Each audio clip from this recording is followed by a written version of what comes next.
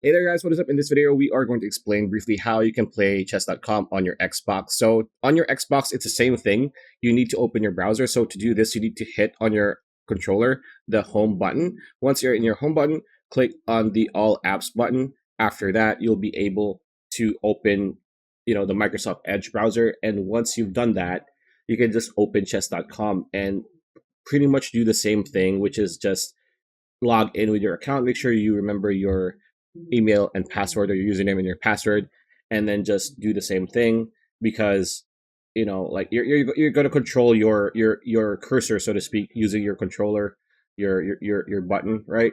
But there's no other way. There is no app that you can download on Xbox Live, or the Xbox website, or even a Microsoft website. When it comes to chess.com, you can just easily just open the browser in your Xbox console and just go to chess.com, right? And that's pretty much it. That's the video. Hope you liked it. Like, comment, share, subscribe, ring that bell icon. We will see you on the next video.